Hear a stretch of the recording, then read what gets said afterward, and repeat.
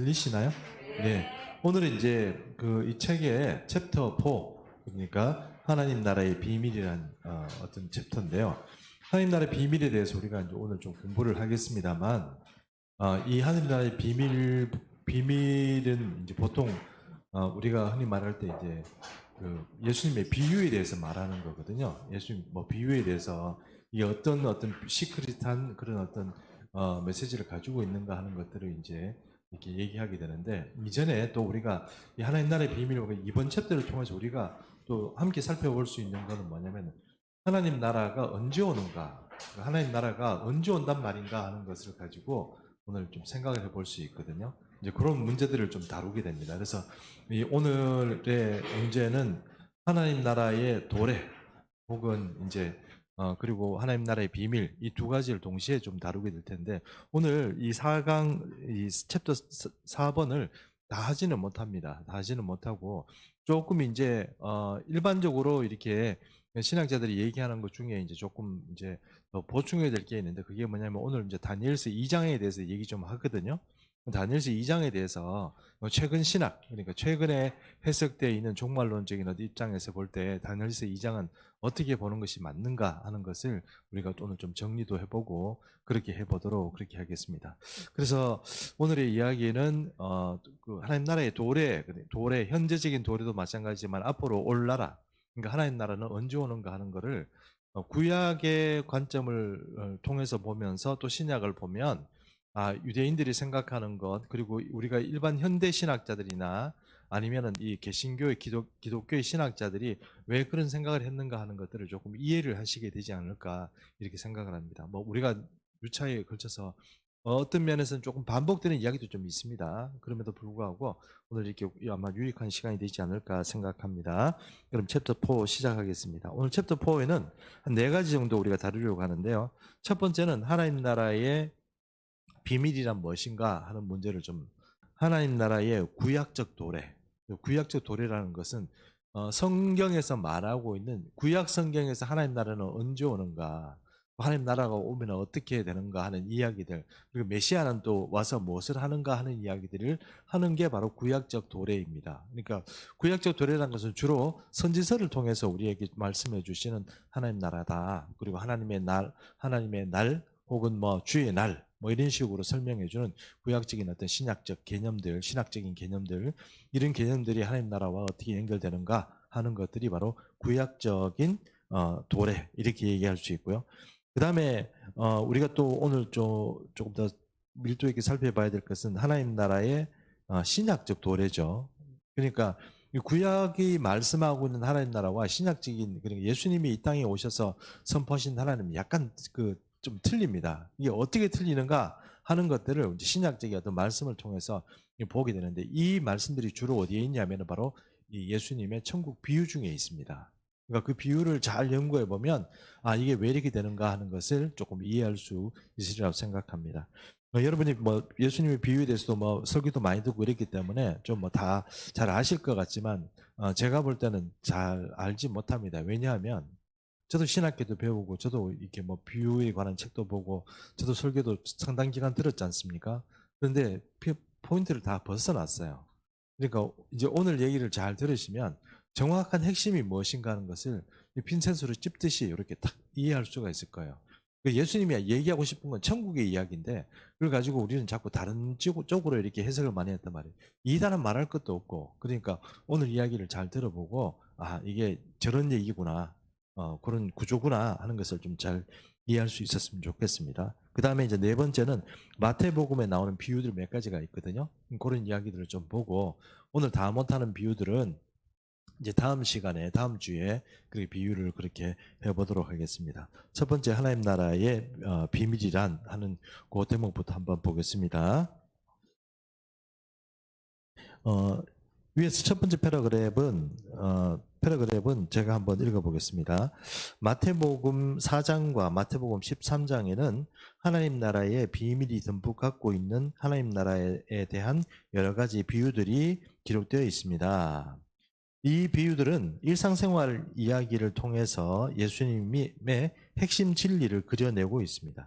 예수님의 핵심 진리는 하나님 나라에 관한 것이고, 이것은 또한 감추어진 신비한 비밀입니다. 그 비밀 여러분 잘 아시다시피 예수님이 비유를 얘기해 준 이유는 첫 번째는 사람들이 제대로 알아듣지 못하도록 한 이유가 첫 번째고요. 사람들이 들을 때는 그냥 좋은 교훈이거나 좋은 말씀이구나 하고 일반 대중들이 그렇게 알아듣지만 제자들에게는 여러분 아시다시피 해석을 해줬잖아요. 나머지 그죠? 그래서 예수님이 나중에 비유를 해석을 해줬지 않습니까? 그것처럼 이 어떤 사람에게는 비밀로 들리고 어떤 사람에게는 이게 열린 지식으로 그렇게 와닿게 된다는 거예요. 그게 뭡니까? 예수님의 비유라는 겁니다. 그래서 여기 보면 첫 번째 비밀, 신비의 뜻은 무엇일까요? 이렇게 나오는데 하나님 나라의 비밀이란 이렇게 1번 그 박스 1번 해가지고 한번 표시를 해봤습니다. 첫 번째 주제는 하나님 나라의 비밀이 무엇인가 하는 것에 대해서 우리가 생각해 볼 것이라 하는 것입니다. 자, 넘어가겠습니다. 넘어가서 첫 번째 줄에 보면 비밀이라는 말의 뜻은 로마서 16장 25절에서 26절의 구절과 일맥상통한다고 할 수 있습니다. 이렇게인데 이게 그러니까 로마서 16장 25절 26절을 잘 읽어보면 이게 성경이 말하는 비밀 시크릿 한 이게 어떤 것이다 하는 것을 우리에게 말씀하고 있는데요. 이 말씀은 한번 누가 읽어주셨으면 좋겠는데요. 맨 앞에 있으신 분이 좀 읽어주셔야 되겠습니다. 예, 이야기하는 비밀이란 거기서부터 읽으십시오. 첫 번째 줄부터 다시 읽으십시오. 네. 이야기하는 비밀이란 말의 뜻은 로마서 16장 25절에서 26절의 구절과 일맥상통한다고 할 수 있습니다. 나의 복음과 예수 그리스도를 전파함은 영세 전부터 감추었다가 이제는 나타내신 바 되었으며 영원하신 하나님의 명을 쫓아 선지자들의 글로 말미암아 모든 민족으로 믿어 순종케 하시려고 알게 하신 바 그 비밀의 계시를 쫓아낸 것이니 여기서 성경적 관점에서 본 비밀이란 단어는 지금까지는 숨겨진 어떤 것이 밝혀진 것이라는 의미를 가지고 있습니다. 네, 여기까지요. 그러니까 지금 로마서의 사도 바울이 자기가 복음을 지금 전파하고 있는데 이 전파하고 있는 이 복음이 어떤 거라는 얘기입니까? 비밀이라는 얘기예요. 비밀인데 자기한테 하나님께서 계시해 준 것을 열어주는 거라는 거예요. 자기가 지금 얘기하고 있는 이 복음은 예전에 구약의 선지자들이 얘기했는 것을 해석해 주는 건데 그 사람들이 얘기했는 게 사람들이 일반 사람들한테 닫혀 있었지만 지금 예수 그리스도로 인해서 예수님이 나에게 계시해 줌으로 인해서 이게 열리게 되고 그것을 내가 지금 너희들에게 복음으로 전파하고 있다는 거예요. 그 얘기거든요. 그 얘기인데 조금 좀 어렵게 제가 얘기를 했는지 모르겠습니다만 그래서 비밀이라는 것은 첫 번째 여러분 여기다가 한번 여기다 기재해 보시고 동그라미 1번 비밀이란 숨겨진 것을 드러내는 것. 동그라미 1번 예, 숨겨진 것을 드러내는 것.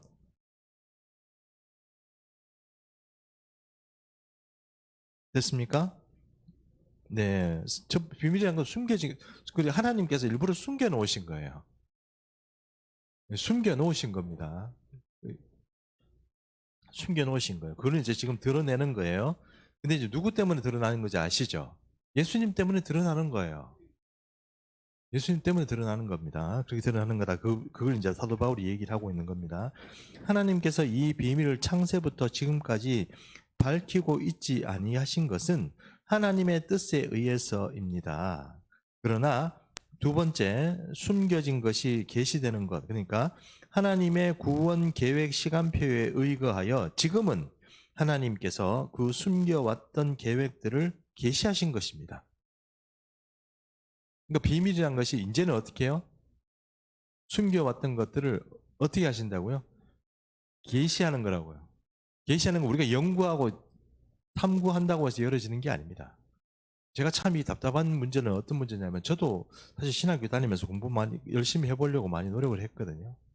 근데 좀 신학교에서 가르치고 스님들이 가르치는 책 같은 거 뭐 좋은 책들을 이렇게 읽어보면 이 어떤 책들은 이렇게 좀 이렇게 관점을 열어주는 것도 있지만 어떤 책들은 사람 진짜로 밤새도록 책 읽어도 무슨 얘기인지 모르는 게 많아요. 나도 나름대로 연구를 하는 사람인데 무슨 얘기인지 못 알아듣는 그런 얘기하고 나면 얼마나 새벽이 되면 허탈하겠어요. 그런 일들이 많아요. 왜 그래요?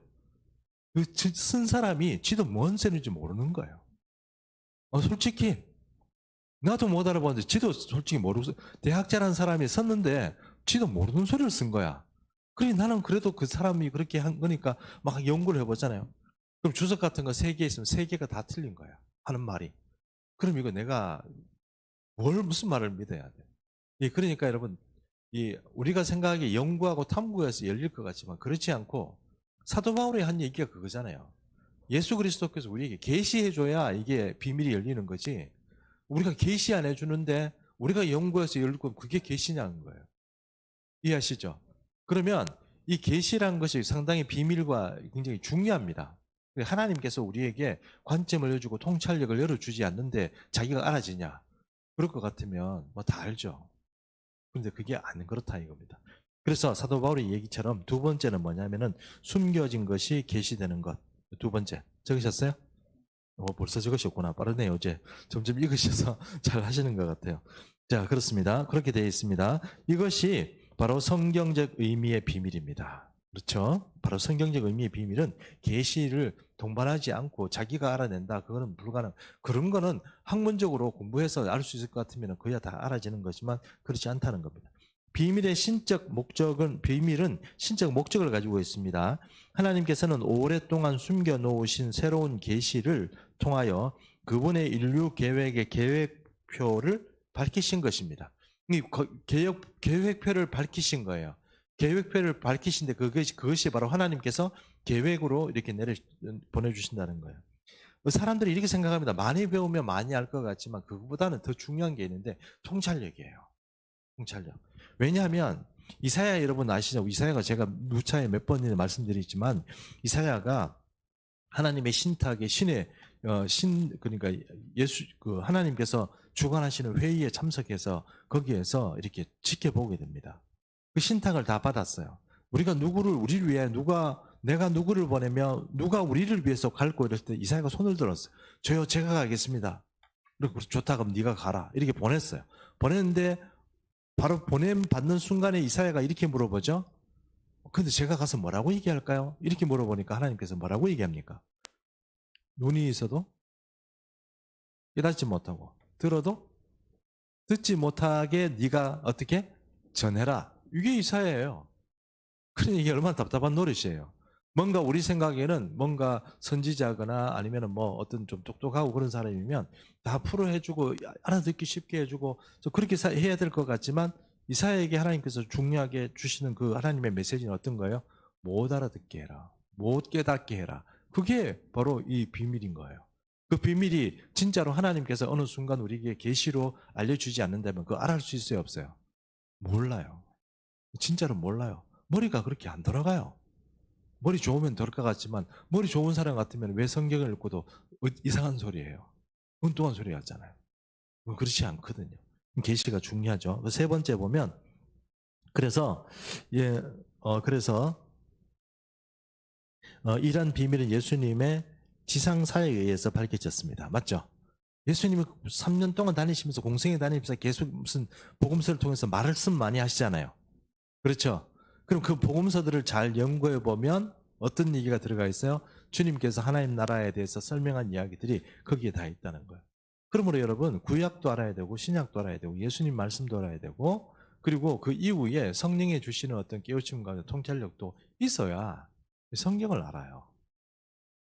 그거 모르고 성경을 안다. 그건 제가 보기엔 진짜 불가능한 문제고 그런 문제. 자, 어쨌든 세 번째 예수님으로부터 뭡니까? 예수님으로 인해 성취되는 것. 세 번째 비밀 됐습니까? 자, 예수님이 그리스도라는 이 비밀 자체가 이 사도 바울도 이렇게 보면은 에베소서나 이런 데서 표현해 보면은 예수 그리스도가 굉장히 중요한 비밀이라고 때가 찬 경륜이라고 막 얘기를 하거든요. 근데 이 예수 그리스도에 대해서 진짜 우리가 이해를 잘 못하면 우리가 구주고 뭐 이 정도만 우리가 이해한다 그러면 이 예수 그리스도에 가지고 있는 그런 아주 중요한 비밀 같은 것들이 이해되지 않는다면 하나님 나라가 어떻게 열리는지 이해를 잘 못해요. 그러므로 이 예수님이 이 땅에 오신 것 자체가 하나님 나라를 이 땅에 가져오신 것이고 그것에 대해서 부지런히 예수님께서 복음서에 대해서 얘기를 하고 있는데 우리는 그것을 잘 지금까지는 별로 감동 없이 그렇게 그냥 읽은 거예요. 그냥 우리가 생각한 대로 교훈적으로만 받아들였는데 그게 아니고 거기는 굉장히 비밀스러운 키들이 많이 숨어 있다 하는 것입니다. 자, 그래서 하나님의 비밀이라는 것은 세 가지 성격을 가지고 있다는 것 이해하시겠죠? 첫 번째는 뭡니까? 예, 제가 잘못 물은 것 같습니다. 어쨌든 뭐 여러분이 첫 번째는 어떻게 보면 숨겨진 것들이 드러나는 것이, 두 번째는 계시를 통해서 가는 거, 세 번째는 그 키가 누구라고요? 예수 그리스도라는 거예요. 그래서 예수님을 사랑하고 예수님과 가까이 지내는 사람이면 여러분 하나님 나라의 복음과 복음에 굉장히 가까워질 수 있습니다. 안 되는 사람은 하나님 나라가 뭔지 잘 몰라요. 그럼 여러분 연구한다고 하나님 나라 열리는 게 아니라고 분명히 몇 번 말씀드리지만, 여러분 만약에 직장 생활을 하는데, 여러분 사회 직장 생활을 하는데 저 밑에 사원급이 있고 과장급이 있고 이사가 이렇게 있다고 쳐요. 그러면 사장하고 회사가 앞으로 가야 될 방향이나 이 모든 것들을 누가 가장 살갑게 잘 이해하겠어요? 이사가 이해하겠죠. 사원들은 겨우 회사의 정책을 어떻게 받아들여요? 그냥 공문이나 아니면 거쳐서 남에게 들은 소리, 남이 하는 소리, 그 소리 듣고 그냥 그 회사에서 다니는 거 아니에요. 이 이사는 사장의 이야기를 바로 들어요. 그러므로 아무래도 뭔가 회사의 방향 이런 것들은 빨라요. 그럼 우리가 이 하나님 나라의 복음이라는 것을 얘기할 때 가장 여러 가지 의미가 있겠지만, 통찰력도 있고 여러 가지가 있겠지만, 제일 중요한 게 뭐냐면 주님하고 친하게 지내는 거예요. 주님하고 안 친한데 하나님 나라의 어떤 복음에 가까워지냐? 그건 거짓말이에요. 네, 그게 중요합니다. 그래서 하여튼 세 가지 얘기했습니다. 제가 말을 좀 많이 했습니다. 두 번째 보겠습니다. 하나님 나라의 구약적 도래를 한번 보겠습니다. 자, 보겠습니다. 여기 보면 우리는 구약 성경으로 돌아가서 그 당시 선지자들이 장차 도래할 하나님 나라에 대하여 어떤 예언들을 하였는지를 살펴볼 필요가 있다. 이렇게 얘기하면서 상당한 페이지를 뭘 얘기하고 있냐면 다니엘서 2장 얘기를 하고 있거든요. 다니엘서 2장 얘기를 하고 있습니다. 그래서 오늘 다니엘서 2장 얘기를 잠깐 여기서 먼저 제가 조금 설명을 하고 봐야 되지 않겠습니까? 자, 다니엘서 2장 한번 보겠습니다. 예, 다니엘서 2장 얘기 나왔습니다. 여기 보이시죠? 여기 누군지 아시죠? 신상 아닙니까? 신상. 느부갓네살이 꿈을 꿨는데 그 꿈에 보니까 이런 그림이 나왔다는 거예요. 신상이 하나가 나왔는데, 이 신상이 나왔는데 보니까 이 신상이 첫 번째는 금이고 두 번째는 뭐예요? 여기는 금이고 두 번째는 은이고 여기는요 동, 여기는 동이나 구리나 똑같은 얘기입니다. 여기는 철로 되어 있잖아요. 맞죠? 느부갓네살이 꿈을 꿨는데 이게 아무도 이해를 못해요. 그리고 그 자기가 꾼 꿈인데도 어떻게 얘기하냐면은 사람들한테 물어봐. 내가 꾼 꿈을 너희가 좀 해석해내라 이러니까 사람들이 어떻게 얘기해요? 왕이시여 꿈을 한번 말씀해 주십시오. 그럼 우리가 해석하겠습니다 이러니까 뭐라고 그래요? 야, 최소한 이렇게 영험한 꿈이면 너희가 알아서 나한테 얘기를 해줘야지. 내가 꿈 얘기해주고 그러면 그거 안 되냐? 너 만약에 이거 못 알아내면 다 죽여버릴 거야. 이렇게 된 거 아닙니까? 느부갓네살이. 너희 전부 나를 속이는 인간들이고 어떤 영역도 없으면서 그래가지고 다 죽이려고 하는 그 시점에 그 다니엘이 어떻게 합니까? 제가 기도해보고 대답해 드리겠습니다. 이래가지고 다니엘이 나와서 왕이 꿈을 꿨는데 요런 꿈을 꿨습니다. 왕의 머리에는 금이고 요 가슴하고 요쪽은 은이고 그다음 배하고 여기 넓적다리까지는 뭐예요? 동이고 그 밑에는 철이고, 그리고 이 발가락 보이십니까? 발가락 요 5개 모두 10개 맞죠? 10개 이렇게 나옵니다. 이 열국이라는 의미인데 이게 뭐 여러 가지 의미가 있습니다만 오늘 그래도 조금 설명을 하고 넘어가는 게 좋을 것 같아요. 자, 그런데 이 다니엘이 해준 얘기가 뭡니까? 왕이시여 왕이 준 꿈을 이런 꿈을 꿨는데 이렇게 생긴 우상 꿈을 꾸었습니다. 그런데 첫 번째 이 꿈은 바빌론 왕이니까 당신 느부갓네살 당신을 말합니다. 그런데 그 이후에 당신보다 못한 제국이 하나 일어났는데 그것이 뭐라고요? 페르시아입니다. 바사. 페르시아입니다. 맞죠? 그리고 그 다음 제국이 뭡니까? 그리스입니다. 맞죠? 그렇죠? 예, 이렇게까지 했습니다. 제가 그리스까지 한 얘기는 여러분 이설이 없어요. 왜냐하면 다니엘서에 그리스라고 말을 했어요. 그리스란 나라가 팽창하기도 전에 어떤 제국으로 성장하기도 전에 벌써 다니엘이 얘기를 해버렸어요. 이해하시죠? 바빌론이 잘 나가고 있을 때 뭐라고 얘기했냐면 바빌론이 누구한테 다음 나라 이 세 개의 패권을 누가 잡느냐 페르시아가 잡을 거다 얘기를 한 거예요. 페르시아가 별로 그 희망이 없고 그런 나라임에도 벌써 얘기한 거예요. 그리고 그 다음에 누가 온다고요? 그리스가 올 거다 이렇게 얘기를 한 거예요. 벌써 예언을 한 거예요. 그리고 마지막에 했는데 이게 누구예요? 근데 이 네 번째 이야기가 여러분 사람들이 자꾸 1번, 2번, 3번, 4번 이렇게 나누어서 얘기하거든요. 근데 1, 2, 3, 4번을 나누어서 얘기할 때 다니엘은 1, 2, 3, 4번을 얘기할 때 4번을 동일하게 얘기를 하는데 사람들이 자꾸 나누어요. 이거를. 발가락 나누고 뭐 종아리 나누고 이렇게 나누거든요. 성경이 다니엘이 얘기할 때는 1, 2, 3, 4밖에 없어요. 5번, 6번, 7번이 없어요. 근데 우리가 현대 신학자들, 뭐 현대 신학하는 사람들이 아니면 종말로 하는 사람들이 뭐 5번, 6번 막 나눠가지고 막 놓고 이러는데 그거 잘못된 거예요. 그럴 필요 없어요. 잘못된 겁니다. 근데 여기 보세요. 바벨론 나왔고 바사 나왔고 그리스 나왔어요. 로마 나왔죠. 로마 나왔어요. 그러면 지금 이게 여기서 뜨인 돌 하나가 이렇게 있어요. 뜨인 돌. 사람의 손으로 의하지 않고 돌 하나가 이렇게 뜨는데 이 돌이 여기를 찍어요. 여기를 찍는데 다니엘서의 표현에 바르면 이 열국의 시대에 이렇게 열왕의 시대에 이렇게 나와요. 자, 다시 주목. 이게 지금 제국이 4개라고 그랬잖아요. 이해하셨죠? 5개, 6개 아니라고 분명히 말씀드렸어요. 다니엘이 4개라는데 왜 자꾸 5개, 6개 자꾸 해석하냐고요. 그건 내가 생각하니까 이해 안 되니까 자꾸 붙이는데 그러지 말고 4개라고 딱 생각하세요. 4개 딱 생각인데 이 4개의 나라가 네 번째 나라가 보면 가만히 보면 이게 마지막에 보면 여기 이게 네 번째 나라잖아요. 네 번째 나라 종아리하고 이게 철하고 흙하고 섞여 있어요. 맞죠? 이 나라가 분열이 되는데 철하고 흙하고 섞여 있는데 이게 몇 나라가 돼요? 몇 나라가 돼요? 왕이 10명이면 10나라 아니에요? 아니구나. 왕이 10이면 10나라 아니에요? 그래서 이 얘기는 잘 생각해 보세요. 이게 무슨 얘기냐 하면 이런 거예요. 얘들은 단일 제국으로서 다, 그러니까 여기, 잠깐만요. 여기. 이 바빌론이잖아요. 단일 제국이죠. 페르시아는요. 단일 제국이죠. 바사는요. 바사가 아니고 여러분. 그리스 단일 제국이죠. 얘는요. 단일 제국이었어요. 그런데 어떻게 돼요? 10개로 갈라져요. 그런데 이 10개가 갈라진 게 뭐예요? 단일 제국이란 말이에요. 다시 얘기할까요?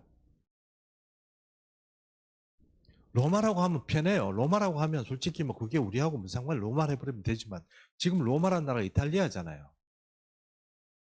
이해하시죠? 로마가 다시 세계적인 패권을 잡고 세계의 어떤 제국으로 들어선다고요? 뭐 그런 농담을 하세요. 로마는 그런 가능성이 없고 그거는 말도 안 되는 얘기예요. 그러면 우리가 옛날에는 어떤 사람 뭐 이런 식으로 얘기해서 열 가락이니까 이것은 이유다 이런 얘기를 한 적도 있어요. 우리가 어릴 때는 이유다 이랬어요. 이유에 10개국이 있고 이유에 있는 그 컴퓨터 이름이 짐승이다 하고 뭐 이랬거든요. 그럼 뭐 그런 농담을 하고 그러세요. 우리는 또 그래도 깜빡 속았네 그때. 다시 말하지만 이 나라는 마지막 네 번째 제국은 단일 제국인데 이 나라가 나누어져요. 나눠지는데 왕이 10명이에요. 10명이라는 얘기는 하나의 유니티를 이룬다는 뜻이에요. 연합을 이룬다는 뜻이에요. 연합인데 이게 똑같은 성격을 가지고 있는 그런 연합이라는 뜻이에요. 제가 만든 얘기가 아니고 제가 다니엘서를 읽어봐 드릴게요. 다니엘서를 읽어봐 드릴게요. 다니엘서 이제 42장 40절부터 제가 한번 읽어볼게요. 잘 읽어보세요. 오늘 이거 얘기 좀 읽고 제 얘기를 잘 들으시면 이게 뭔 얘기인지를 조금 이해하실 거예요. 그러면 지금 우리가 어디 시대에 와 있는지를 좀 알아요. 보세요. 넷째 나라는 강하기가 쇠 같으리니 쇠는 모든 물건을 부서뜨리고 이기는 것이라 쇠가 모든 것을 부수는 것 같이 그 나라가 문나라들을 부서뜨리고 찌울 것이며 되어 있지만 이 사람들이 생각하는 이거 이 얘기 듣고 철 얘기 들으니까 로마라고 그냥 무조건 막 단정을 해요. 그리고 41절 보겠습니다. 왕께서 그 발과 발가락이 얼마는 토기장이의 진흙이요 얼마는 쇠인 것을 보았은즉. 단일 제국 하나라면 이게 쇠면 쇠고 흙은 흙이지 이게 섞여 있다는 얘기를 안 하잖아요. 이해하십니까? 이게 섞여 있어요. 흙하고 약한 나라도 섞여 있고 강한 나라도 섞여 있는 나라예요. 그 나라가 나누일 것이며 왕께서 쇠와 진흙이 섞인 것을 보셨은즉 그 나라가 쇠 같은 든든함이 있을 것이나 그 발가락이 얼마는 쇠요 얼마는 진흙인즉 그 나라가 얼마는 든든하고 얼마는 부서질 만한 것이며 왕께서 쇠와 진흙이 섞인 것을 보셨은즉 그들이 다른 민족과 서로 섞일 것이나 그들이 피차에 합하지 아니함이 쇠와 진흙이 합하지 않음과 같으리이다. 이렇게 되어 있어요. 그럼 나라들이 나라들이 이렇게 나와 있는데 얘들이 서로 섞이는 것 같은데 안 섞인단 말이에요. 이해하시죠? 그럼 얘들이 전부 다 똑같은 나라예요? 아닙니다. 왜요? 이제 방금 나왔잖아요. 여러 나라들이 섞인단 말이에요. 섞이는데 안 섞인단 말이에요. 이해하시죠? 혼합 완전히 믹스도 돼가지고 된 게 아니고 이 족속들이 다 살아있는데 이 얘들이 다 살아있는 걔들이 합쳐져서 있는데 걔들이 하나씩 또 어떻게 해요? 독립되어 있는 거예요. 이 말 이해하시죠? 네, 그 말이에요. 그러면 제가 말씀드리잖아요. 유엔이라고 한 말이 아니고 유엔처럼 하나의 합쳐진 나라예요. 그런데 얘들이 왕이 10명이니까 나라들이 다 개인적으로 다 존재를 하는 거예요. 로마 얘기하는 게 아닙니다, 여러분. 로마는 하나밖에 없어요. 지금 얘기하는 건 로마 얘기가 아니에요. 그러면 이 멸망의 시대라는 것을 로마 이야기를 하는 것이 아닐 뿐만 아니라 그 종아리하고 같이 내었던 네 번째 제국은 로마란 나라가 아니에요. 우리는 이제 서양사를 배우다 보니까 바로 그냥 로마를 그냥 갖다 붙이는데 그게 아니에요. 그러면 지금 이렇게 봐서 이 열왕의 시대라고 말할 수 있는 그런 제국이 마지막 제국이 무슨 제국일까요? 이슬람 제국이에요. 하여튼 뭐 이해 못 하시겠어요? 여러분 미국하고 소련, 러시아, 중국 이런 얘기도 뭐 강대국들이 많은 얘기가 나오지만 성경에 그런 얘기 다 필요 없어요. 성경은 누구 얘기하고 있어요? 이스라엘 얘기한단 말이에요. 왜 쓸데없이 유럽을 왜 거기 갖다 붙여요? 아메리카 데리고 미국이 어떻고 필요 없어요. 성경이 말하고는 창세기에 대해 이스라엘 주변에 살았던 나라들부터 시작해서 종말까지 끝까지 뭐예요? 주변 나라들 말하는 거예요. 그럼 이슬람 제국이 지금 이슬람 제국이라는 나라가 지금 합쳐져 있느냐? 안 합쳐져 있어요. 그러면 리비아, 그다음에 터키부터 시작해서 사우디아라비아, 뭐 이란 이런 이슬람 제국들, 이란 이슬람을 모처로 한 나라들이 예루살렘을 딱 사고 있죠. 이해하십니까? 딱 사고 있어요. 이거 참 드문 케이스예요. 이렇게 딱 사고 있습니다. 전부 다 무슨 나라예요? 이슬람 나라예요. 그런데 목사님 그 이슬람 나라가 왜요? 여러분 아시다시피 바로 그 샘플을 보여준 게 뭐냐면 바로 2016년도에 나타났던 IS예요. 이슬라믹 스테이트, 이슬라믹 제국이에요. 그럼 얘가 이슬람 제국을 2010년도 이슬람 제국을 만들 때 자기가 이 모델이 있었어요. 그게 뭐예요? 고대 이슬람 제국이었어요.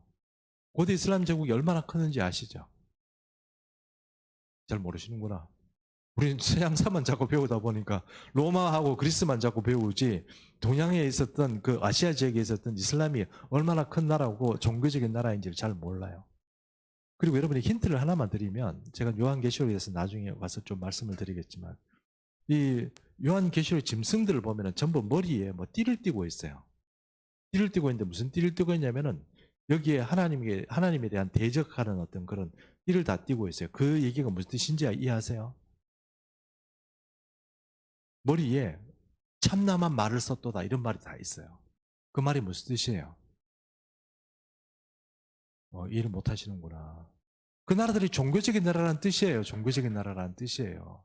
왕들이 종교적인 그런 슬로건을 가지고 있는 그런 왕들이란 뜻이에요.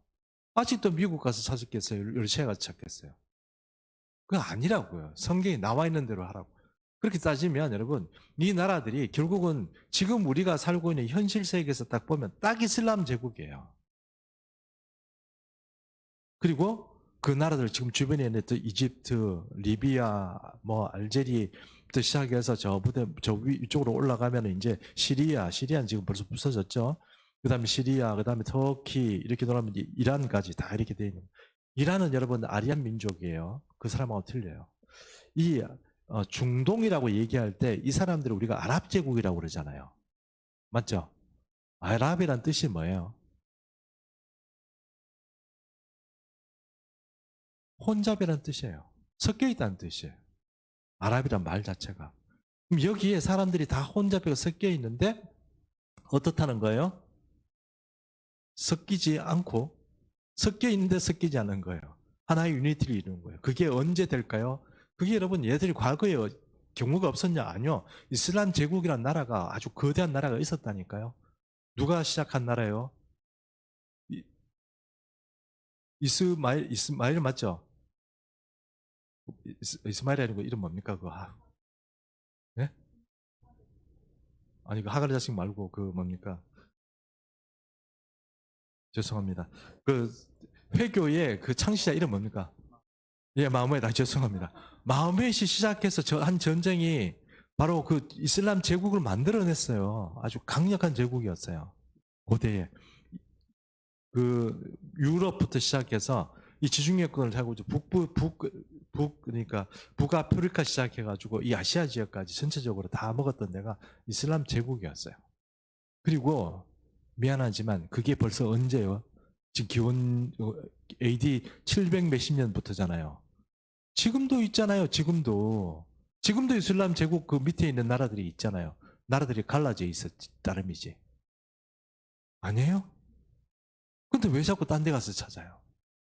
아니 나와 역사적 현실로 나와 있는데 왜 자꾸 거기다 로마로 붙이냐? 로마는 여러분 아시아 나라가 아니에요. 유럽 나라예요. 유럽 나라. 지금 다른 나라들은 다 그리스도 여러분 생각해 와 목사님 그리스 유럽 나라 아니에요?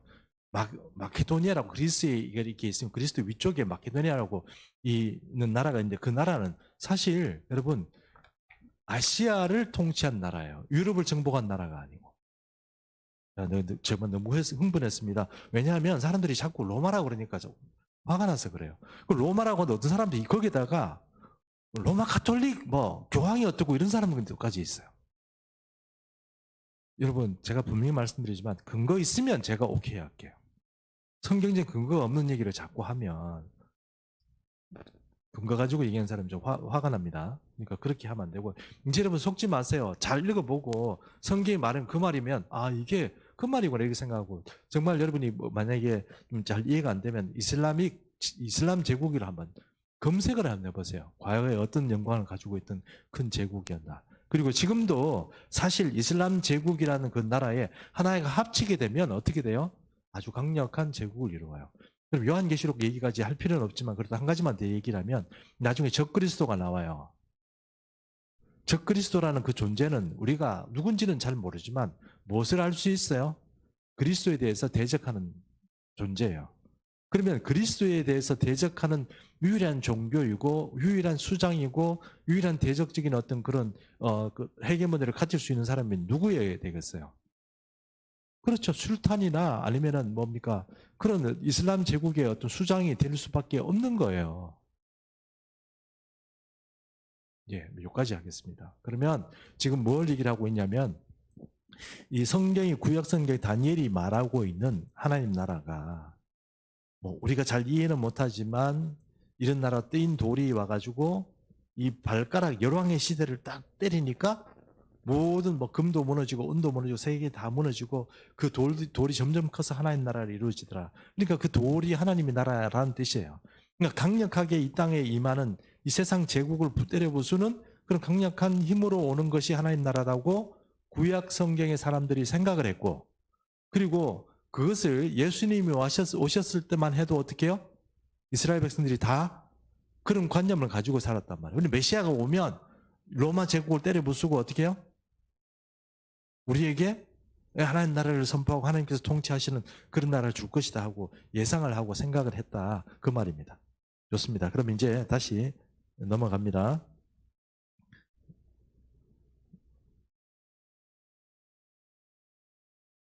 자, 그러면 이제 구약적 도래를 한번 보겠습니다. 우리는 구약 성경으로 돌아가서 그 당시 선지자들이 장차 도래할 하나님 나라에 대하여 어떤 예언을 하였는지를 살펴볼 필요가 있는데 다니엘서 2장 얘기를 좀 방금 했습니다. 자, 이런 생각을 가지고 이제 구약 성경을 한번 보도록 하겠습니다. 자, 두 번째 패러그래프 여기 보면 신상의 머리, 가슴, 허리, 허벅지, 다리 등은 앞으로 세상에 나타날 세상 나라 지배할 나라들을 나타냅니다. 이렇게 되어 있습니다. 이게 다니엘이 잠깐 다시 말씀드리지만 다니엘은 바벨론 시대에 지금 얘기하면서 벌써 바사가 앞으로 세계를 패권을 잡을 것이다 얘기를 했고, 그리고 그 이후에는 그리스란 나라가 세계의 패권을 잡을 것이다 얘기를 했고, 그리고 이제 또 마지막으로는 이슬람이나 그런 제국들이 세계를 제패할 것이다. 그렇게 4개의 제국을 얘기를 했단 말입니다. 그리고 이제 마지막에 그런 이제 열왕의 시대에는 진짜 하나님 나라가 도래한다 이런 생각을 하고 있었단 말이에요. 그러면 사람들이 생각에는 하나님 나라가 오면 이 세상의 권력이 다 무너지고 세상의 사람들이 다 죽고 나서 무엇이 오느냐고 생각해서 하나님 나라가 이 땅에 통치가 일어난다 이렇게 생각을 했단 말입니다. 그래서 자 보십시오. 밑에서 여섯 줄입니다. 제가 읽습니다. 구약의 예언자들은 장차 하나님께서 이 땅에 그분의 통치를 이루실 하나님 나라를 세울 것으로 믿고 고대하고 있었습니다. 이 구약의 예언자들이 한 이야기를 이스라엘 사람들은 다 믿었어요. 우리는 믿어요, 안 믿어요? 우리는 잘 안 믿겠죠. 근데 구약의 사람들은 어떻게 해요? 예수님 오셨을 때도 다 믿었어요. 다니엘서를 믿고 이사야를 믿고 다 믿었단 말이에요. 선지자들이 얘기한 그 나라를 다 믿었단 말이에요. 아, 하나님이 통치하는 그 나라가 오는구나. 그래서 1번 이 땅에 세워지는 하나님 나라 이렇게 해서 이제 다 이렇게 믿었단 말입니다. 자, 넘어갑니다. 지금 구약 얘기하고 있는 거 아시죠? 예. 그다음에 넘어가서 그 다음 페이지에 보면 위에서 5번째 줄 보면 구약의 관점에서 본다면 하나님 나라의 도래는 단 한 번의 커다란 사건입니다. 그러니까 예수님 있다고 와가지고 이 땅에 와서 그냥 바로 심판하고 그냥 나라를 다 때려 부수고 이제 주님께서 어떻게 해요? 이 땅을 다스리는 메시아가 등극을 하면 모든 게 끝나는 거예요. 그게 구약이 가지고 있는 역사적인 어떤 종말의 생각이죠. 맞죠? 그럼 이스라엘 백성들이 다 그렇게 생각했단 말이에요. 그래서 여기 보면 동그라미 2번에서 제가 좀 적어놨습니다. 단 한 번의 큰 사건. 제가 써놓고도 못 읽었어요. 죄송합니다. 단 한 번의 큰 사건. 그렇죠? 그래서 즉 구약의 선지자들은 인간에 의한 나라들을 일순간에 쓸어가는 단 한 번의 엄청난 사건 후에 하나님 나라가 임하는 것으로 생각했습니다. 맞죠? 근데 사실 이거 우리 현대인들도 어떻게 생각해요? 우리가 이런 식으로 공부를 안 하면 어떻게 돼요? 다 그렇게 생각하죠. 다 그렇게 생각하죠. 왜요? 성경에 그렇게 쓰여 있으니까 다 그렇게 생각한단 말이에요. 자, 그래서 곡에서 떠나가지고 밑에 세 줄 더 와서 그런 구약의 관점에서 다가올 하나님 나라를 이해했습니다. 누구 말하냐면 세례 요한 얘기하는 겁니다. 세례 요한은 어떻게 해요? 구약의 관점에서 다가올 하나님 나라를 얘기했습니다. 그는 또한 예수님께로 오심으로 임하게 되는 천국을 도래하면 그분께서는 성령과 불로서 사람들에게 세례를 줄 것이라고 외쳤습니다. 맞죠? 성령과 불로서 세례를 준다 이렇게 말을 했잖아요. 누가 얘기하는 겁니까? 세례 요한이 그렇게 얘기를 했어요. 세례 요한은 철저하게 구약의 성경이 선지자들이 말하고 있는 하나님 나라에 대해서 얘기를 하는 거죠. 사람이 말이 틀렸다기보다는 구약 성경이 말하고 있는 이야기를 지금 하고 있는 것입니다. 그래서 성령의 세례를 받는 사람들은 예수 그리스도를 받아들이는 사람들이요, 그렇지 않은 사람들은 심판, 즉 불의 세례를 받는다고 외쳤습니다. 이렇게 됐습니다. 자, 이렇게 넘어가서 이 세례 요한은 그렇게 했다는 거예요. 맨 밑에 보세요. 82페이지 맨 밑에 줄 봅니다. 밑에 줄 두 번째 줄부터 세례 요한이 감옥에 갇혀 있을 때 그는 예수님께 사람을 보내어 오시겠다고 약속하신 분이 바로 당신인지 아니면 다른 분을 어떻게 해요? 기다려야 하는지를 물어보았습니다. 맞죠? 왜요? 세례 요한도 아무리 생각해도 이분이 메시아면 메시아의 역할을 해야 되는데 메시아의 역할을 안 하고 자꾸 이상한 사역만 자꾸 하니까 세례요한도 어떻게 해요? 의심이 드는 거죠. 성경이 나는 불세례를 주고 뭐 그렇게 한다고 그랬는데 불심판을 내리고 이런다고 그랬는데 불심판도 안 오고 불세례도 안 오고 아무것도 안 오는 거예요. 맞죠? 그래서 세례요한이 의심이 가겠어요, 안 가겠어요? 가죠. 제 아들을 보내가지고 지금 예수님 그 감옥에 있으면서 제 아들한테 보내가지고 예수님한테 물어봐라. 오실 일가 당신입니까? 아니면 당신 뭐 누구 딴 사람 기다려야 됩니까? 이렇게 물어본 거 아니에요. 세례요한도 얼마나 답답했으면 그랬겠어요. 맞죠? 네, 그래서 이제 물어봤다 하는 겁니다. 자, 그랬는데 내려가서 두 번째 패러그래프 보겠습니다. 세례 요한이 사람들을 보내어 그러한 질문을 한 근본적인 이유는 예수님이 자기가 선포하였던 메시아처럼 행동하지 않았기 때문이었습니다. 그는 예수님에 의해 성령의 불이 심판으로 임하기는커녕 성령의 세례가 임하는 것도 어떻게 해요? 보지 못하였습니다. 성령 세례도 안 오고 성령 심판도 안 오고 아무것도 안 오고 메시아가 아무것도 안 하는 거예요. 그러니까 이분이 메시아라는 것이 믿어져요, 안 믿어져요? 안 믿어지죠. 아까 말한 것처럼 다니엘서가 말하는 것처럼 이 제국들이 어떤 세계사의 패권을 가지고 쭉쭉쭉쭉 진행해 오다가 마지막이 되면 뜨인 돌이 나와가지고 팍 쳐가지고 심판하고 그래야 되는데 하나님 나라가 그렇게 와야 되는데 하나님 나라라는 이 돌 자체가 이게 하나님의 손에 의한 그 나라, 하나님이 한 나라를 세운다고 그래 되어 있거든요. 하나님이 한 나라를 세운다고 그러죠. 이 돌이 날아와가 그 이스라엘 사람들이 여러분 하나님께서 한 나라를 세운다고 하면 누구겠어요? 이스라엘 사람들 생각에는 한 나라를 세운다 그러면 누구를 얘기하겠어요? 자기들이 생각하겠죠, 자기들. 자기 나라가 한 나라 아니겠어요? 그 왕이 자기 한 나라를 세워가 그 나라를 가지고 신상을 탁 치니까 신상이 우르르 무너졌다. 그러니까 그 한 나라가 이스라엘 사람들의 생각에 누구겠어요? 자기 이스라엘 유대인이라고 생각하지 않겠어요. 그러니까 메시아가 오면 모든 것들이 이제 심판하고 뭐 이렇게 된다 그러는데, 세례 요한 얘기도 듣고 세례도 받고 이러는데 심판이 안 일어나네. 불세례도 안 오고.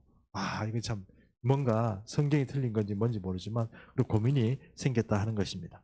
자, 넘어갑니다. 그래서 83페이지 얘기는 넘어가고 84페이지 넘어갔습니다.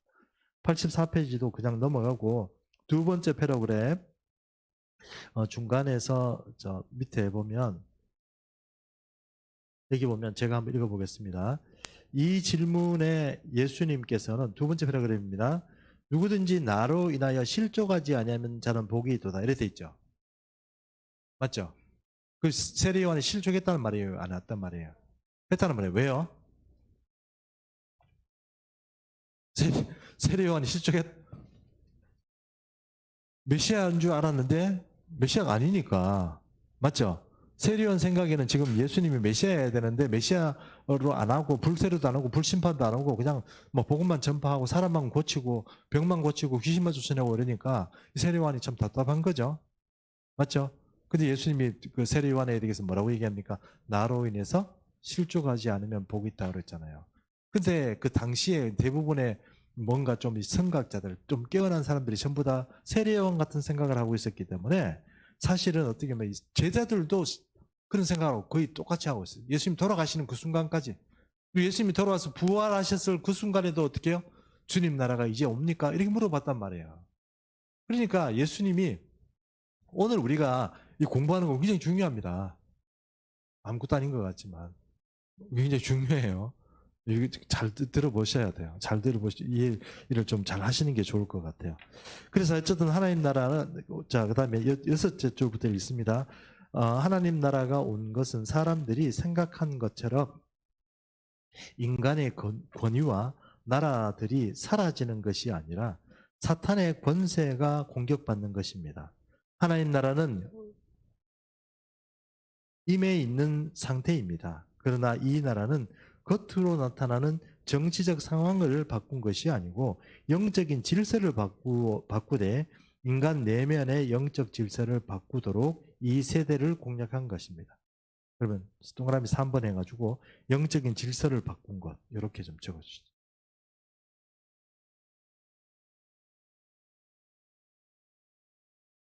벌써 다 적으셨어요? 빠르시네요. 예. 볼펜 안 가져오시죠? 그런 분 계시는 것 같은데. 네. 네, 넘어갑니다. 그러면 85페이지 넘어갑니다. 85페이지 제가 한번 읽어보겠습니다. 자, 이 같은 세 가지 있다는 거, 구약 성경에 가지고 있었던 생각들을 이해하셨죠? 그럼 이스라엘 사람들의 생각을 이해하시겠습니까? 뭔 얘기하시는지 이해하시죠? 네, 다 이해하셨으리라고 생각해요. 이것이 곧 하나님 나라의 비밀이요. 이 비밀은 예수님이 이 땅에 오심으로 창세 후 처음으로 드러나게 되었는데 이제는 더 이상 숨겨진 비밀이 아니요. 이것이 바로 성경이 말하는 하나님 나라의 비밀인 것입니다. 근데 구약 성경의 사람들이 오해하고 자기가 생각하고 있는 그런 세계로 그냥 그대로 진행된 것이 아니고 이게 그러니까 비밀이란 말이에요. 그래서 비밀이라는 거예요. 사람들이 몰라본 거 아니에요. 맞죠? 사람들이 오해한 거 아니에요. 하나님 나라에 대해서 오해한 거 아니에요. 그러면 신약이 예수님께서 오셔가지고 설명해 준 하나님 나라는 어떤 거냐? 그 얘기가 지금 이제부터 전개됩니다. 박스 3번 치시고요. 위에서 하나, 둘, 셋, 넷, 다섯 번째 줄 제가 색칠해 놓은 데 있습니다. 한 번은 이 세대가 끝나고 올 세대가 임할 때 하나님 나라가 임하는 것이고 다른 한 번은 예수 그리스도께서 이 땅에 오심으로 임하는 것입니다. 한 번은 어떻게 해요? 이 세대가 끝났을 때 오는 것이고 이 세대, 그러니까 종말에 오는 것이고 또 한 번은요? 예수님 오셨을 때 임한 것이요. 그래 하나님 나라가 오시는 게 몇 번에 온다고요? 두 번에 걸쳐 온다고요. 그러면 지금 구약 성경에서 말하는 여호와의 날 혹은 여호와께서 정한 날 그리고 여호와의 보복하는 날, 여호와께서 심판하는 날 이런 표현들은 어디에 나오는 말이에요? 최종적으로 주님께서 이 땅에 왕으로 오실 때 일어나는 일이에요.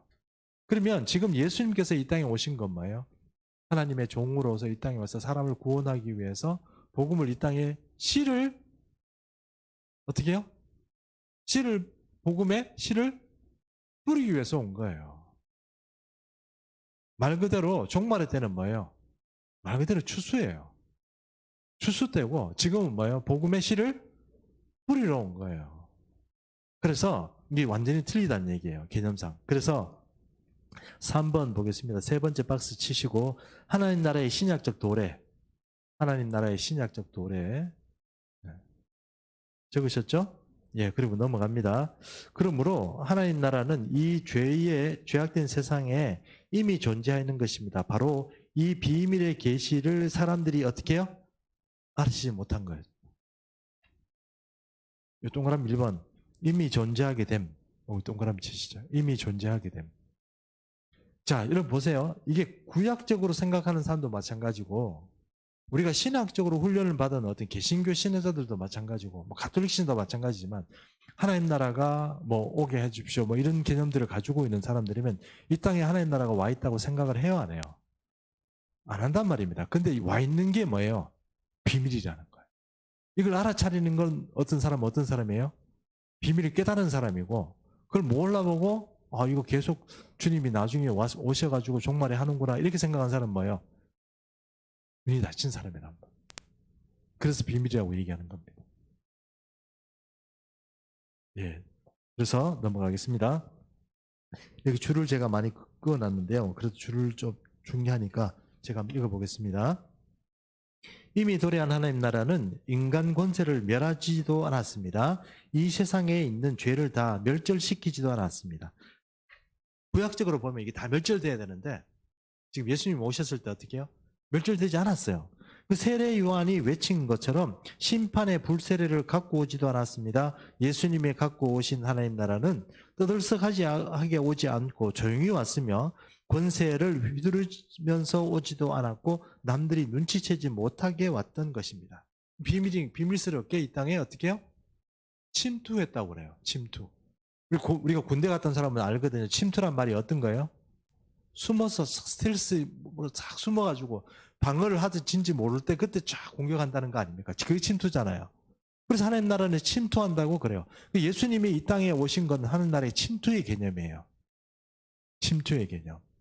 그러므로 진짜 하나님 나라의 신학이라는 거 우리가 얘기하고 우리가 이런 공부를 하는 목적은 뭐냐면 그걸 알아차리는 게 목표예요. 왜냐하면 이 같이 살면서 이 신앙생활을 하면서도 어떤 사람은 알고 살고 어떤 사람은 모르고 살아가거든요. 그게 굉장히 큰 차이가 있으니까 우리는 좀 알자는 거예요. 그래서 이런 교재 공부를 통해서도 이게 눈이 좀 뜨일 수 있으니까 이제 여러분이 생각해 가면서 이렇게 공부를 해 보시면 된다는 것입니다. 두 번째, 그래서 그러나 보이지 않는 영적인 큰 변화는 이미 어떻게 해요? 시작되었습니다. 하나님 나라의 축복은 사람들에게 제공되기 시작하였고 그렇기에 여기저기에 귀신들에게 묶임받아 죄의 고통 속에서 살아가는 사람들이 어떻게 해요? 노연하기 시작한 것입니다. 아시죠? 예. 여러분 우리가 완전히 하나님 사람으로 있으면 우리 속에 악한 영들이 쫓겨나고 우리뿐만 아니고 뭐 이 주변에서도 그렇습니다. 뭐 그런 일들이 벌어진다는 거예요. 그런 그 증거가 뭐예요? 그게 하나님 나라가 도래했다는 우리 속에 있다는 증거란 말이에요. 맞죠? 예, 그 얘기입니다. 그 두 번째 동그라미는 영적인 변화로 시작됨 이렇게 시작돼 있다. 시작됨 이렇게 적었고 세 번째 동그라미 해가지고 개인적인 차원의 문제예요. 개인적인 차원의 문제. 지금 우리 몇 페이지 하고 있냐면 85페이지 하고 있습니다. 나중에 여러분 이 책을 우리가 다 공부하고 나서 한번 우리 표시해 놓은 걸 잘 읽어보면서 우리가 안 읽어봤던 부분이 있잖아요. 그런 부분도 같이 읽어보면서 한번 포인트를 한번 짚어보세요. 여러분 확실히 빨리 읽어져요. 진짜 이해가 잘 돼요. 그러니까 표시를 잘 해두시기 바랍니다. 이 얘기는 뭐냐면은 이미 도래한 이러한 하나님 나라를 내가 받아들이느냐 안 받아들이느냐는 전적으로 뭐라고요? 개인적인 문제예요. 하나님 나라가 진짜로 종말로 오면 그거는 사람들이 피할 수가 없어요. 무조건 천국 가든지 지옥 가든지 주님의 손에서 다 심판을 받아요. 근데 지금 우리에게 주님께서 가져온 하나님 나라 어때요? 전적으로 누구의 문제예요? 개인적인 문제. 내가 진짜로 하나님을 믿든가 아니면 안 믿고 그냥 하든가 아니면 회석 분자로 살아가든가 그건 자기 전적으로 자기 개인 문제예요. 근데 하나님 나라를 깨닫고 사는 사람들은 하나님 나라를 지금 이 땅에서부터 살아갈 것이고 그게 제대로 못하는 사람들은 어떻게 해요? 그냥 예수 믿음에도 불구하고 세상 사람과 똑같이 살아가게 돼 있어요. 그게 중첩적인 세상에서 우리가 살고 있는데 하나는 굉장히 높은 영적 고지를 사는 사람이고 또 하나는 사람은 어때요? 세상 사람과 똑같이 사는 거예요. 먹고 살아야 되고 먹고 사는 게 눈에 먼저 들어오고 그렇게 살아야 되는 어떤 그런 삶이 있다는 거예요. 85페이지 그래서 넘어갑니다. 86페이지 넘어갑니다.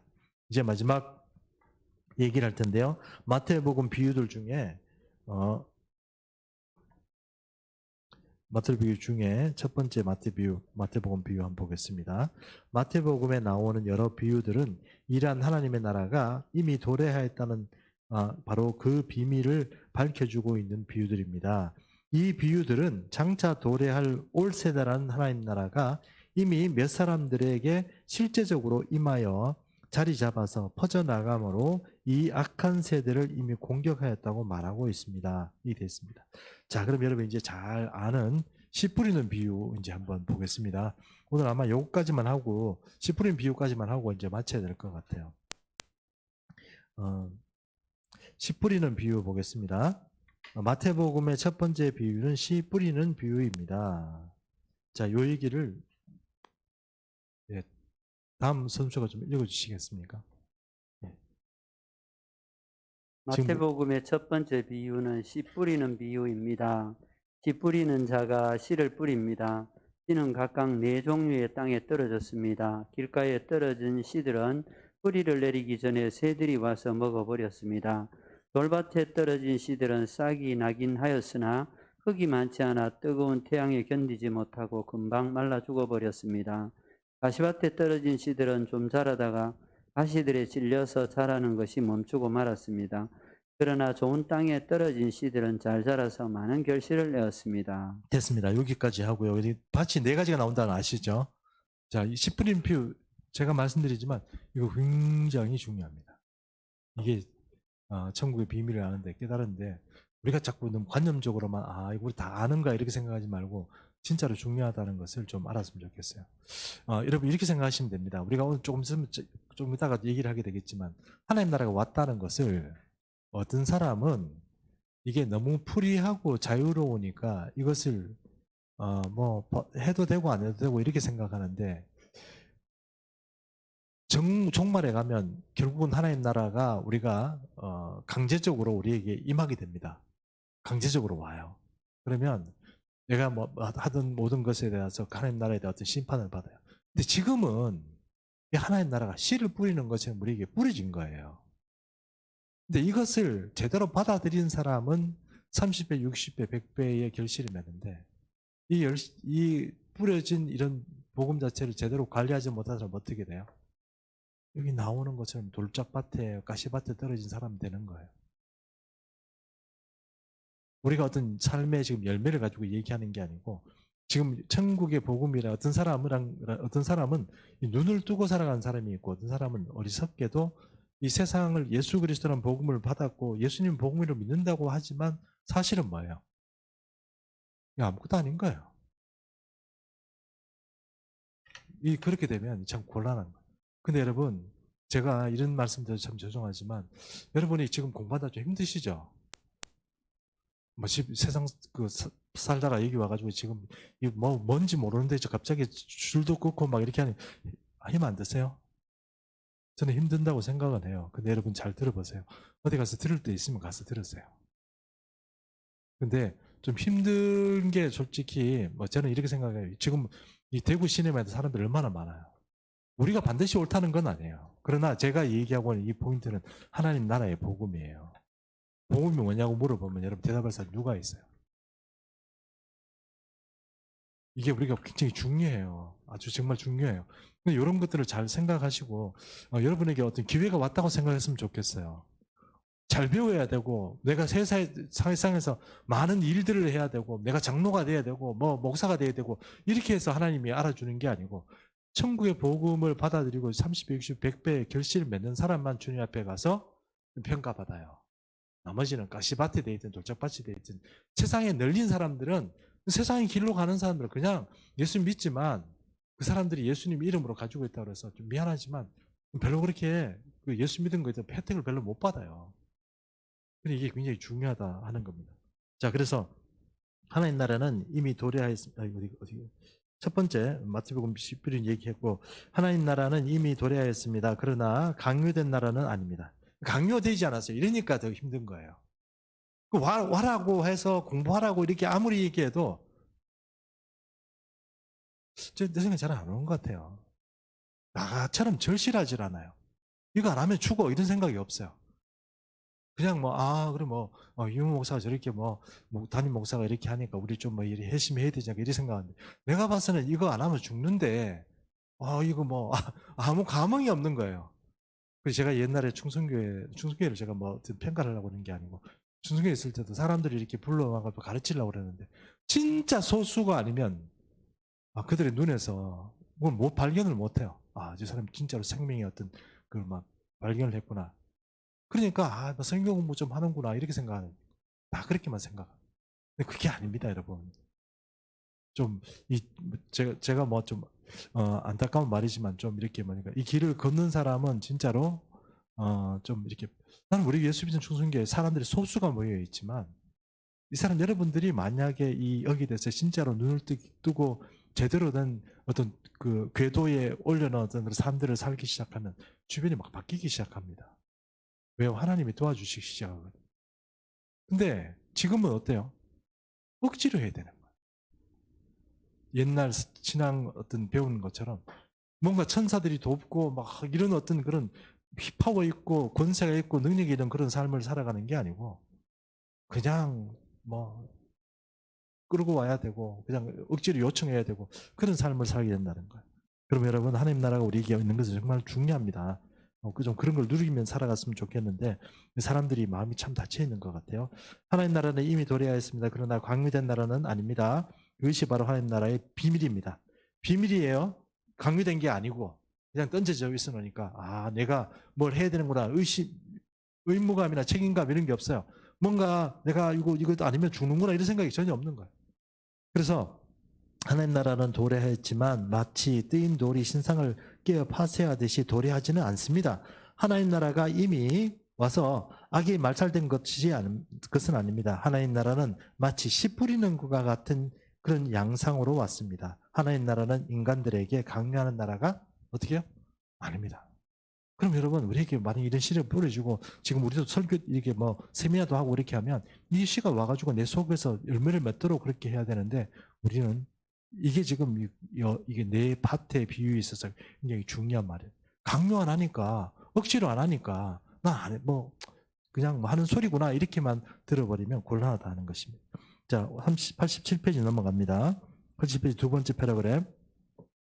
돌밭에 떨어진 경우는 하나님의 나라의 말씀을 듣고 받아들이기까지는 합니다. 그러나 땅이 얇아 삶의 변화가 없습니다. 지성과 감정은 따라가나 의지가 따라주지 못하기 때문에 행위로 연결되는 경우, 되지 않는 경우입니다. 그러므로 삶에 참된 힘이 솟구치지 못합니다. 그래서 환경이 나빠지고 핍박이 오면 그들의 삶은 열매 맺지 못하고 시들어 죽고 마는 것입니다. 그들의 고백은 거짓으로 드러나게 됩니다. 하는 것입니다. 그 다음에 가시밭에 떨어진 경우, 이거 좀 누가 읽어주시겠습니까? 가시밭에 떨어진 경우는 말씀을 받아 생명으로 연결이 됩니다. 그러나 하나님 나라의 겸손한 모습은 삶 속에 나타나지 않습니다. 그들은 이 세상 걱정, 부에 대한 집착, 야망과 겉포장하는 삶에 많은 에너지를 투자합니다. 이 세상의 악에 휩쓸려 들어갑니다. 그래서 그들의 삶은 마치 가시에 찔린 식물과 같아서 열매를 맺지 못하게 됩니다. 이렇듯 네, 거기까지 읽어주십시오. 거기서부터 뒤에는 우리 차유주 집사님 좀 읽어주시겠어요?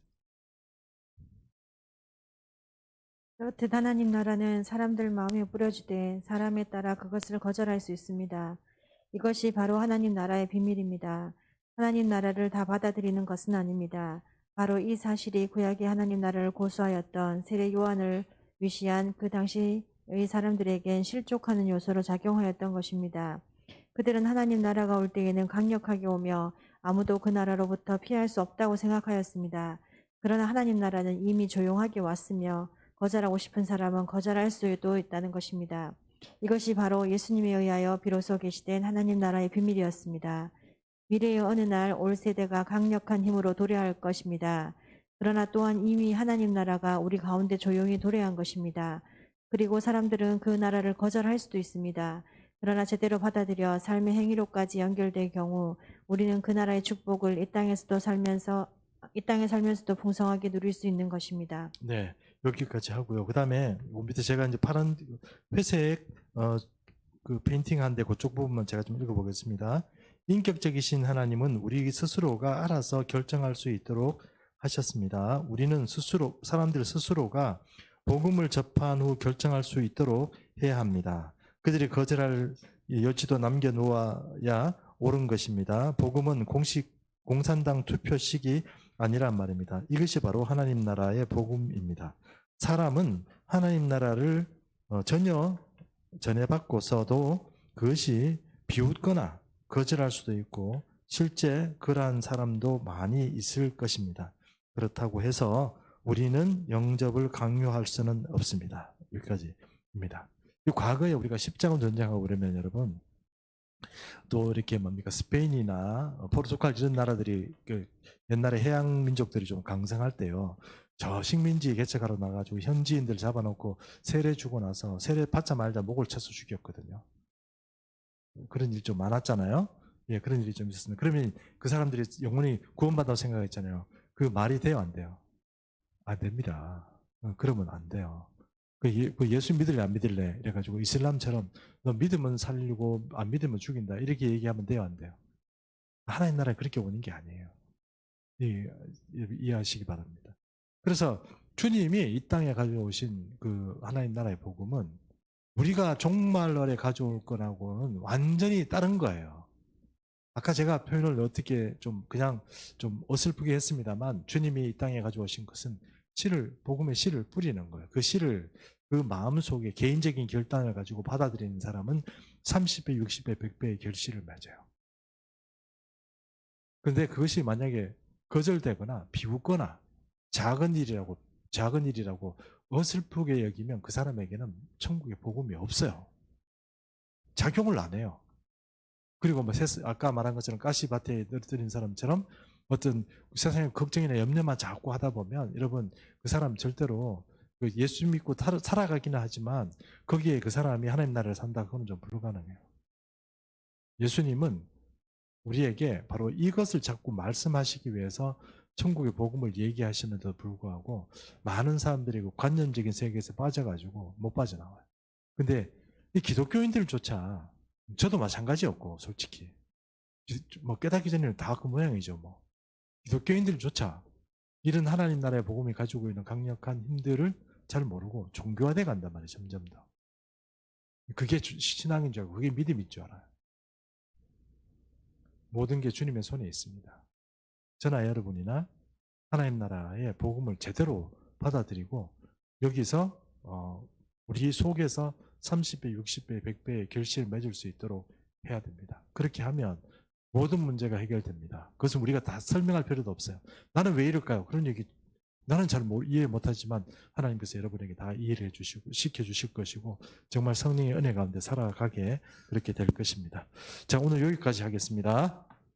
제가 기도하고 마칠까요? 네, 제가 기도하고 마치겠습니다. 살아계신 하나님 아버지, 오늘 또 세미나로 이렇게 하나님 나라의 복음에 대해서 배웠습니다. 주님, 세상을 이렇게 하나님 나라에 대해서 가르쳐 보니까 사람들이 표면적으로 가르치는 하나님 나라에 대해서 가르치는 사람도 많고, 또 아버지 이렇게 또 깊이 있게 또 가르치지만 그런 것도 또 무시하는 사람도 많고, 아버지 또 오늘 그 밭에 뿌려진 내 밭의 비유회처럼 사람들 생각보다 아버지 정말 30배, 60배, 100배의 결실을 맺어가는 일에는 아버지 많은 사람들 부족하다는 것을 압니다. 주님, 우리 교회는 그런 30, 60, 100배의 결실을 맺어가는 천국 밭 같은 그런 우리의 모든 마음 토양이 될 수 있도록 우리 교회를 그렇게 만들어 주시고 또 우리 모든 성도들의 삶도 그렇게 해주시고 주님께서 뿌려주신 이 위대한 복음의 씨앗이 정말로 살아서 우리 삶 속에서 움직여내고 만들어내고 성취해내고 구축해내는 귀한 아버지 능력으로 우리에게 임하여 주옵소서. 예수님의 이름으로 기도합니다. 아멘.